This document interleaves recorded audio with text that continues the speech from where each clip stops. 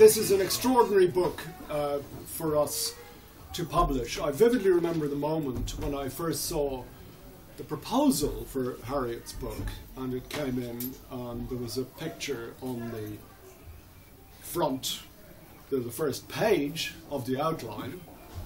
Harriet, this elegant-looking, rather she's all woman. There's the sun person right here. surrounded by young African Caribbean men, boys, in front of the Imperial War Museum, and I said, "You've got to be kidding!"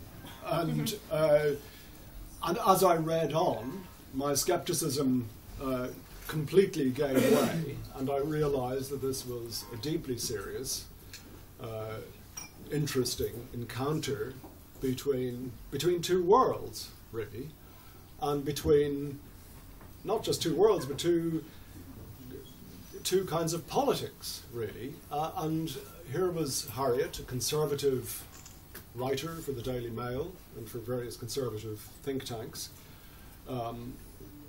encountering the reality of life on the streets of South London, and not just in an ideological way, but in an attempt to do something about it and to actually make a difference to the people that she had encountered in this way. And this book is an extraordinary record of that encounter, and it's beautifully written, it's empathetic, it's very humane, it's also very serious. It has, I think, deeply serious implications for policy and for our politics, which transcend ordinary left-right divisions. And I think it's a very important piece of writing, and I think Harriet is to be congratulated for her courage and her consistency and her openness to other experiences and to her warmth as a human being. And I think this is a book that should be read by a great many people. It's already had an extraordinary amount of publicity, although it's barely in the shops. And I hope it is the great success that it deserves to be. And I think we should drink to Harriet. Yes. Thank you very much, and thank you very much to Faber for having the courage to publish this book, because I have to admit there wasn't a great stampede of publishers. So I only admit that now. But also I want to thank my agent, Annabelle Murillo and Robert Caskey, for all the things that they've done. And obviously the people who I really want to thank are this group of boys who I met outside the chicken takeaway, and who have, unlike most teenage boys, have actually been willing to be bossed around by this very bossy woman and told what to do and dragged off to museums, which was the last thing that they really teenage boys want to do.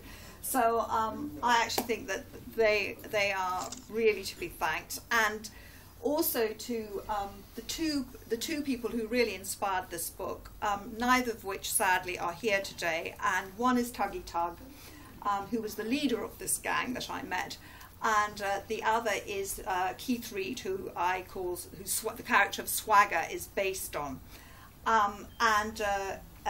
Keith, without Keith, this book would not have been written, because he took me to meet these boys. I would have walked on the other side of the road, but he said, "No, you've got to talk to those boys," and he dragged me across the road.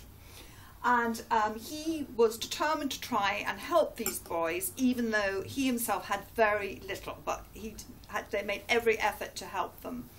And the other character is Tuggy Tug, who here today is a lady who works in High Down Prison, Jackie, who has done an enormous amount for Tuggy Tug. And she sent me an email just the other day saying, "I've met lots of young offenders, but when I'm in my wooden box, he is the one I'm going to remember."